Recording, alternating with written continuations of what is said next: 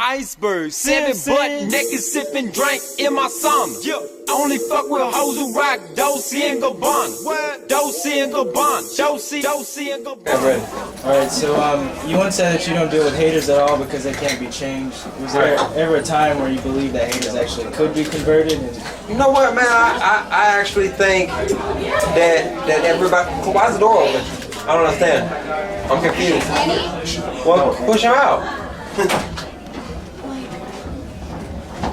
The way I think about, I think everybody had like mentally can compromise. You know what I mean? Like everybody wants to be something. Everybody want to have something. Like whatever, regardless of what it is. Like if someone was given a chance to sit down, if somebody's a hater, quote unquote hater, if somebody sat down with them and said like, "What will make you happy?" You know what I mean? Then they would be given some, like some. Let's say some random hater was given $2 million. Their whole mind frame might change. You know what I mean? See what I'm saying? So I think certain things could happen for certain people to make them not hate. I think a lot of quote unquote hatred or haters is dealt by the fact that somebody wants to be something that maybe they just aren't. So I think people could change, but mentally for the most part, like I don't have time to coach anybody. I don't have time to coach nobody, you know? Right. So Diplo said that your upcoming album had over 1,000 songs recorded for it, and you narrowed it down to 150. How did you get it down to 150, and how will you trim it down even further? Over the last 2 years, we've just been narrowing down songs. So, I mean, by the time we get this album, it's gonna be like definitely the best music I've ever put out. And how do you go about selecting the songs? Just based on like what sticks together in our mind, what sounds like hits. We're only producing hits nowadays, you know? That's all we want to do. Before you ask that, 1 second. Okay, I need everyone to hold it down for 5 minutes while we finish this. Hey. No! 5 minutes while we finish this. Let's keep our inside voices for 5 minutes. Okay. Continue, darling. Where's the champagne at? That's a good question. Give him the bottle of goose, everybody.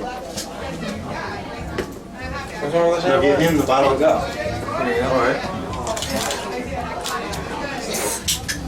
Continue, Stephen, please. So when you were interviewed or really like harassed by Ebro, he would neither accept you as you are or as you want to be, but you resisted.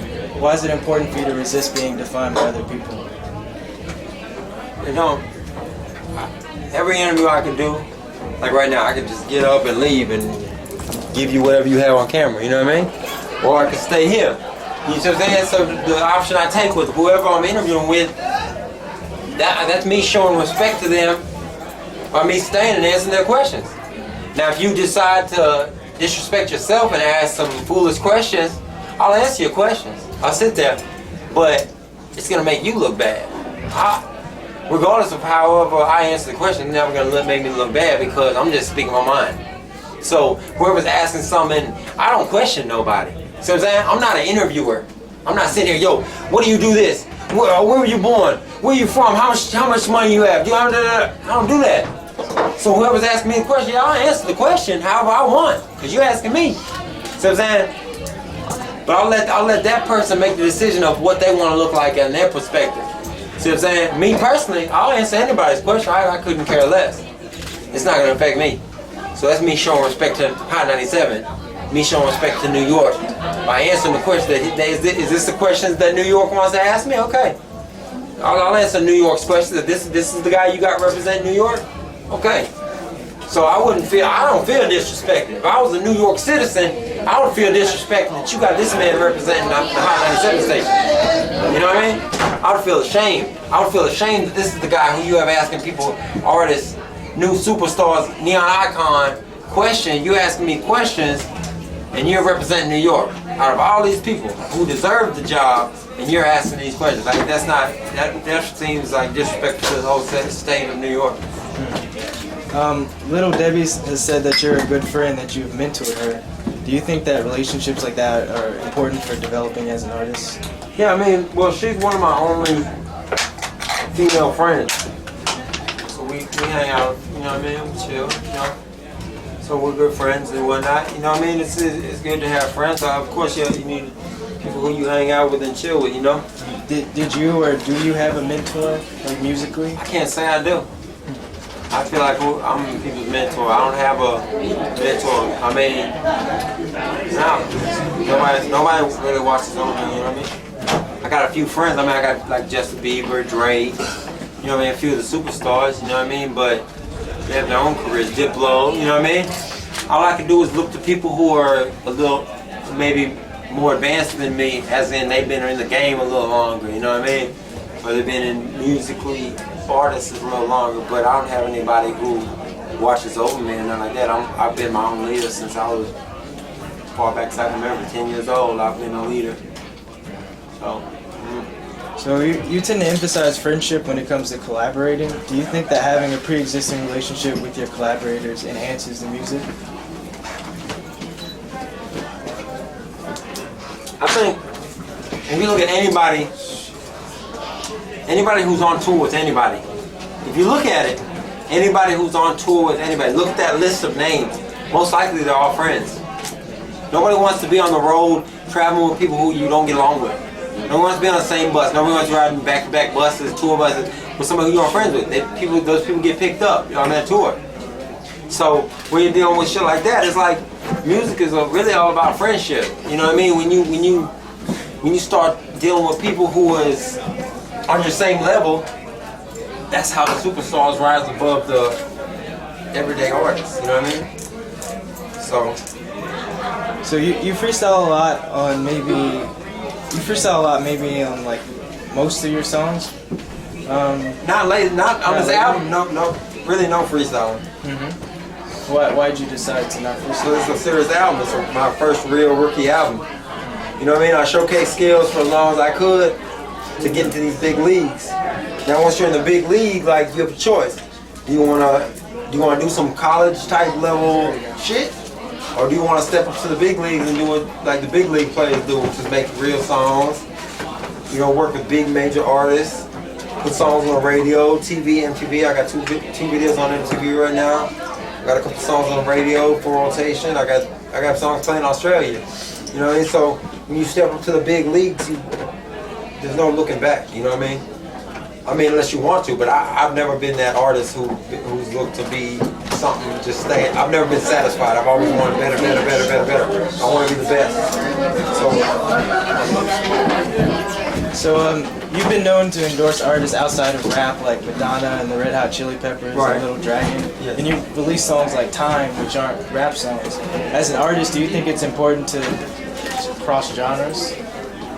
I think after this Neon Icon album,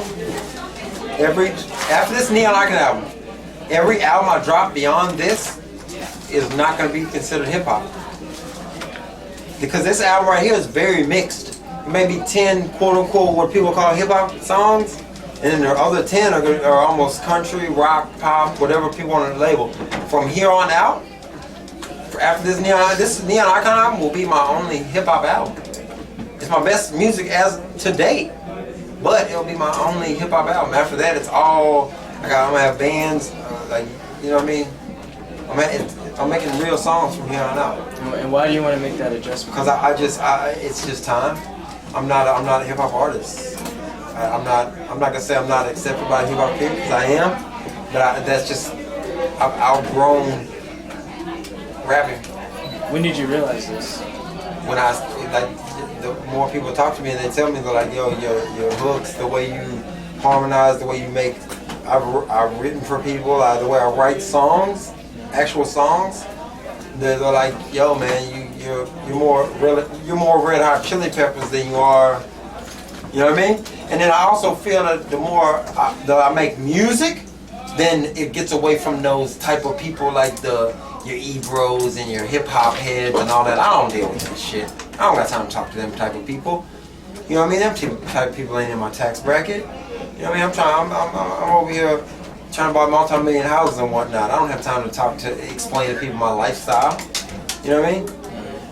It's like if I'm over here buying steaks and shrimps, and I have somebody ask me why aren't you buying a double cheeseburger? You know what I'm saying? I'm over here and eating a shrimp and lobster sitting on a yacht, and I have somebody pulling up on a mini raft asking me, hey, why don't you eat this hamburger, this cheeseburger? You know what I mean? I'm like, security, get these pests away from me. You know what I mean? It's just outgrowing your, outgrowing your turtle shell. You know what I mean? I'm like a turtle in a snail shell. It's like time I grew out of the snail shell, now I'm going turtle shell. Gotcha. So Rap Game Chain Moon did a turtle. you recently promised to shoot a video for every song on Neon Icon. Why do you release so many music videos? What does a video do for your music that maybe the song? What's the point of making a song if you don't even shoot a video? That's my mentality. I can't say why it is. That's just my mentality. What's the point of making a song if you don't feel that song so much that it has a visual to it? You know what I mean? And you talk about video games a lot in your music. What's the relationship between your music and video games? And there's a lot of videos of you playing video games. I'm about fun, man. You know what I mean? Maybe everybody's not like that. You know? I don't always play video games and nothing like that, but I mean, I'm more of a video game than a rapper. You know what I mean? So, if someone wanted to compare me to that, I mean, that's cool with me. Right? Sega Genesis. What do you want? I swing on elbow, I'm sitting in Tahoe. You already know, rap game Bo Jackson. My trunk still relaxing. I'm